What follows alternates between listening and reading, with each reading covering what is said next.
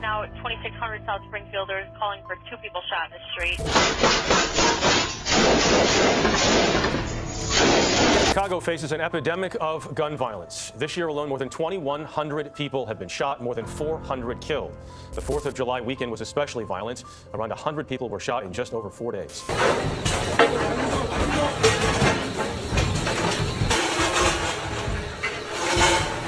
And 4 armed men with hoods up wearing masks jump out, taking his wallet at gunpoint.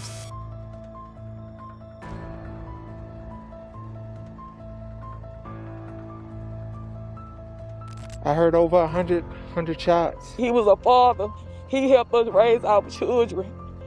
My mama and my daddy did not deserve to die like they did. Jails and incarceration and law enforcement is a sickness. Law enforcement is a sickness. Law enforcement is a sickness. In 1962, if someone was murdered in America, there was a 93% chance the killer would be caught.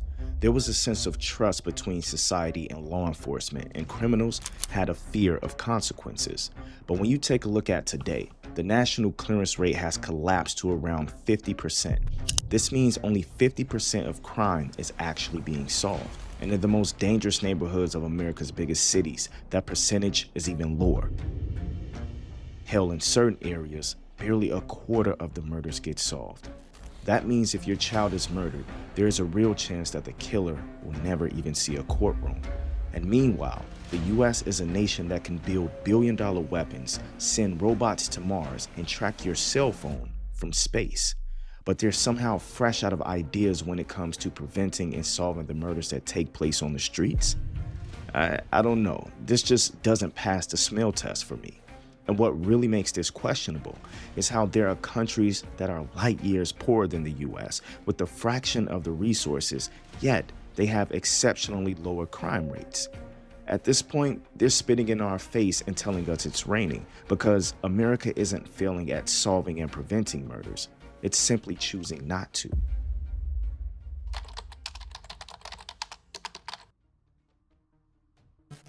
Now, to further my point, let's compare the data in the 1960s to today's data. America solved almost every murder that took place. The national clearance rate hovered between 85 and 93% from the years 1950 to 1973. During this time, the US saw only about 22,000 unsolved murders over that 23-year span. And I don't say only as if that's a small sum, but that number is relatively low considering when we fast forward to the years 2000 through 2023. That number then explodes to 158,000 unsolved murders within the same time span, which is a 618% increase. And that's despite having DNA testing, cell phone tracking, facial recognition, and surveillance cameras on almost every corner. Technology that they didn't have until the early 80s. And meanwhile, in places like Chicago, the collapse is even more brutal. Today, the clearance rate in some neighborhoods is just 26%, meaning 3 out of 4 killers are walking the streets freely. And yes, with your children when they're walking to school and your grandmother when she's taking her afternoon walk to the corner store. And you know, something interesting happened while I was creating this video. My sister actually brought up a good point to challenge me. She mentioned how the volume of murder in the US was likely lower in the 50s and 60s, basically saying that to say that's the only reason the clearance rate was much higher then, which actually checks out when you do the research and compare that past time to today's murder rate. But the difference is, back in the 1950s, there was a deep-rooted fear of consequences. Murder carried the weight of moral shame as opposed to clout, and people who committed murder knew it was likely they would be caught. And yes, I said clout because murder is literally glorified in certain sections of entertainment today, but more on that later. The point is, police departments were far more respected, communities cooperated for the most part, and the courts moved faster to prosecute criminals. Executions were actually publicized, so seeing someone being executed by a firing squad or the electric chair made criminal-minded people think more than twice. Sentences were also longer, and parole was a rarity for violent criminals. People knew that if they took a life, you definitely lose your freedom, and there was a high potential you lose your own life. That fear worked as a deterrent. But today, that fear is gone, replaced by a new generation of soft on crime laws. We now have a justice system that feels more like a revolving door than a deterrent. A guy can get arrested for battery in the morning, grab lunch by noon, and be back out slapping up the same woman before dinner. It's like we've turned jail into a drive-thru. Welcome to the justice system. Would you like probation with that? Criminals know the odds of being caught are low, and even if they are, the punishment is a 5-minute timeout in the corner. And honestly, today we see the same pattern in nearly every major city.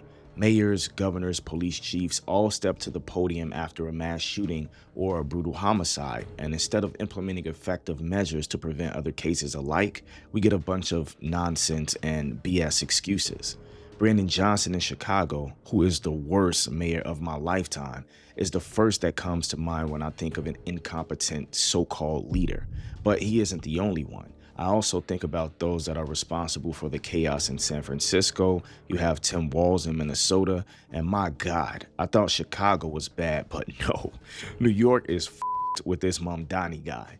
There's already a mass exodus happening in New York due to this election, and for good reason, but I don't know. I don't want to get too far off track with that. That's a story for another video.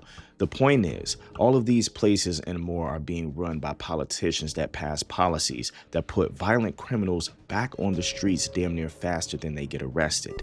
Yeah, despite having a criminal history, he was released on just $9,500 bond, less than 48 hours after being arrested. And as I'm sure you can imagine, this demoralizes the local police officers in these cities because it not only makes their jobs much harder, but it also means they've risked their lives capturing criminals just to have to turn around and face them on a concrete battlefield again.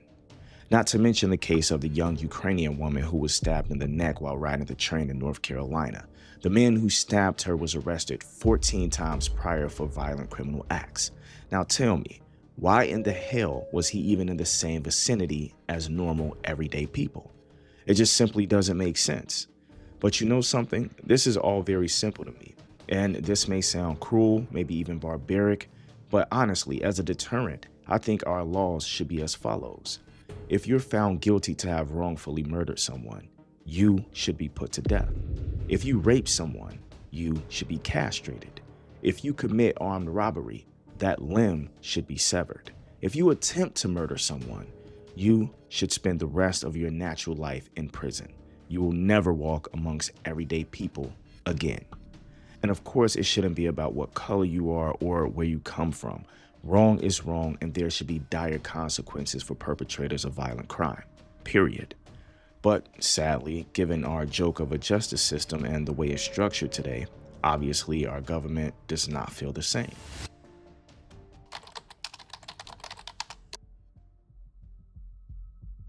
Being that as it may, I've come to a conclusion. The system isn't broken.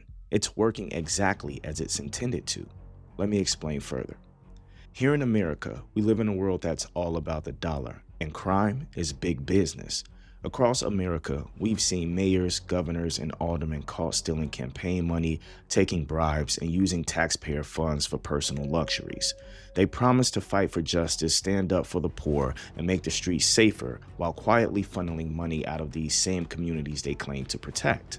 That's why every few months we see another headline: a city official indicted for fraud, a mayor's aide caught embezzling, a governor under investigation for misusing public funds, so on and so forth.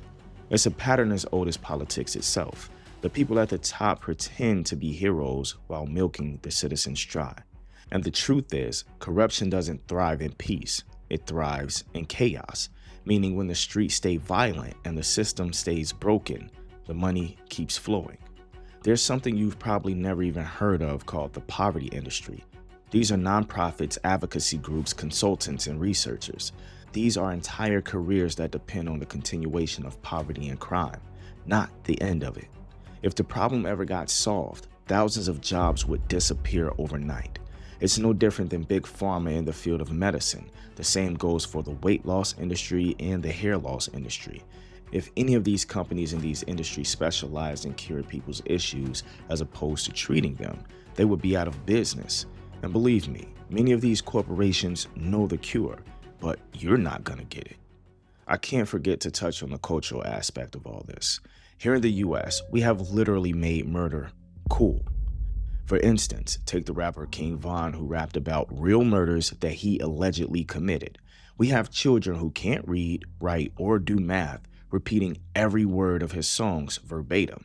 Believe it or not, that's a real thing. Death, his music exploded that much more in popularity. Labels are still making loads off his music today, which is a name brand that was built on bloodshed. And of course, no one should be gloating about murdering anyone. But one of the most mind-boggling parts of all of this is how he rapped so eloquently about killing people who looked like him. And for no better reason than simply making a name as a tough guy or being from the toughest hood. Try and fathom how senseless that is. And he's just one of the bevy of rappers who brand this exact same message, that murder is cool. There's an entire genre of music talking about the actual murders that have taken place, typically by the hands of the person making the music. And more recently, even women have jumped in this arena. Chicago rapper Mellow Bucks had just wrapped up her album release party just when her friends and supporters exited the lounge. That car drove by and opened fire. Cause I like shit faster, make those shit go through some magic. Racing the cars, I'm ditching the kicks. Half-speed chase, I'm ducking it heavily. Dumping the drink, I'm touching this valley. Painting the scene, I realize spaghetti.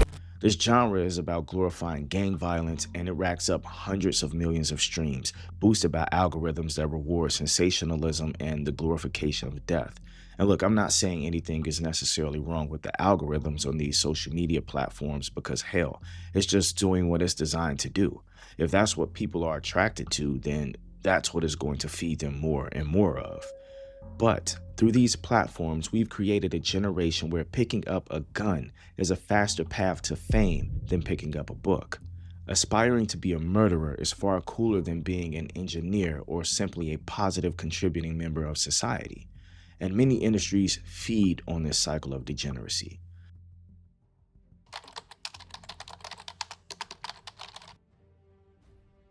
So essentially what it boils down to is, today America turns killers into celebrities. And the politicians who push for soft on crime policies like to talk as if no one can see what's going on right before our eyes when it comes to crime being out of control in the black community. Instead of calling it for what it is, they'll try to dress it up as compassion.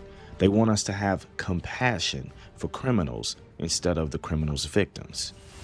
You know, I'd love to know what's compassionate about teenage kids being murdered by dudes who should have been behind bars a long time ago.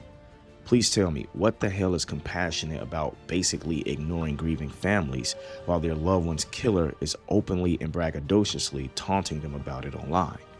We've all had a front row seat to see and hear gangbangers and drill rappers admit to killing specific people online, yet they are still walking amongst the rest of us.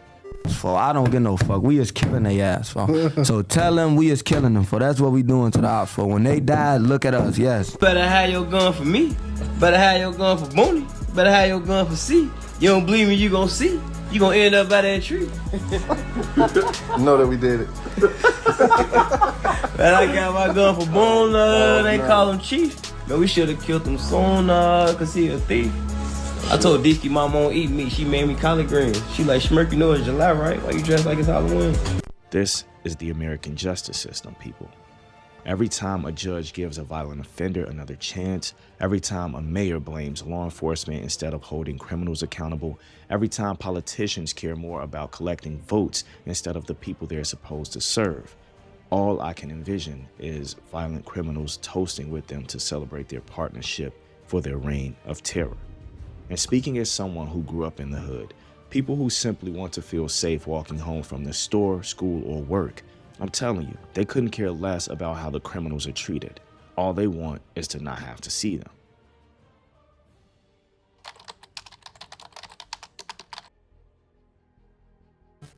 But really quickly, let's take a breather and let's zoom out. I'd be remiss if I failed to mention how learning about this next section made me so proud, shocked, and hopeful all at once. There's this tiny country in Central America named El Salvador that used to be one of the most dangerous places on earth. This place was riddled with murderers, cartels, and gangs such as MS-13 and Barrio 18 that were running entire cities. Now, this country is laughably poorer than the United States. It doesn't have anywhere close to our level of wealth, and it doesn't have our resources either. But it definitely has something that America doesn't seem to have anymore: big cojones. So check this out. President Nayib Bukele came in and declared war on crime. He didn't tiptoe around it. He didn't hold press conferences to understand the killers. He didn't look to show compassion for gangbangers and criminals. He locked those motherfuckers up by the tens of thousands. He used emergency powers, built mega prisons, disarmed the gangs, and for the first time in decades, people in El Salvador could walk the streets without fear. And the beautiful part is, it didn't take 20 years. In just a few years, homicide rates plummeted. Streets once controlled by gangs are now occupied by ordinary civilians and families. This is a country that had one of the highest murder rates in the world. Now it's one of the safest places in Latin America. And if El Salvador's story shows us what happens when a government decides to not play around with crime, then Poland shows what happens when a nation protects itself before chaos has a chance to take root. Poland has some of the lowest violent crime rates in Europe. Citizens openly talk about walking their streets at night without fear. Can you believe that? These are women saying this. They have mothers not being afraid to go for walks with their children at night. Kids get to play outside late like we used to when I was a kid. And people feel safe not because crime magically disappeared, but because their leaders made security non-negotiable. Poland enforces some of the strictest border protections in Europe. They don't play political games with illegal immigration, and they don't apologize for wanting to keep their people safe. No, they've made it very clear. Security comes before politics, and their people feel the difference. All while Americans have been sold the lie that nothing can be done, that this is just the way things are and the root causes are just too complex. But that's clearly nonsense. Other countries have done what our so-called leaders simply refuse to do. And like them or not, Donald Trump has been one of the loudest voices in America calling for a hard crackdown on crime. Have suffered more from the menace of violent crime than the wonderful people of Chicago, a city I know very well. At least 414 people have been murdered in the city this year, a roughly 50% increase over last year. More than 1,900 people have been shot. These are numbers that aren't even to be believed. Yesterday alone, 23 people were shot in Chicago, including at least 15 who were shot in a merciless onslaught of gunfire outside of a funeral home. 63 people were shot in the city this past weekend, and at least 12 people were killed. Over the 4th of July weekend, nearly 80 people were shot and 17 were killed. Over Father's Day weekend, 104 people were shot and 15 were killed, including 5 young children.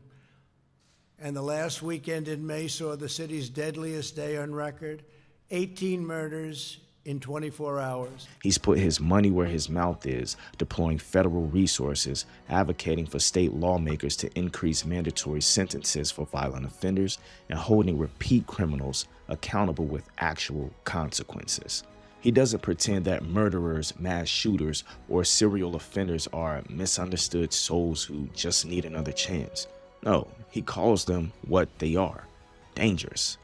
And predictably, the moment he speaks up, a wall of Democratic talking heads pushes back. J.B. Pritzker, the governor of Illinois, who sucks just as much as his running mate Brandon Johnson, has repeatedly defended soft on crime policies like ending cash bail under the Safety Act, even though Chicago struggles with hundreds of murders every year, which for the longest time now has been the murder capital of the country when accounting for murder per capita. Yet Pritzker and Brandon Johnson tell the world there's no major crime going on in Chicago. Real pieces of shit, those guys. And Gavin Newsom, the governor of California, constantly positions Trump's crime talk as fear-mongering, even as cities like San Francisco deal with open-air drug markets, repeat offenders, and a population that increasingly feels unsafe. Just think about this for a second. Instead of a united front to protect citizens, we have politicians arguing over whether law and order is too harsh for criminals. It's like we live in a clown world. Seriously. Because from where I stand, it looks like America's problem isn't that it can't fix crime. It's that half of our so-called leaders don't actually want to.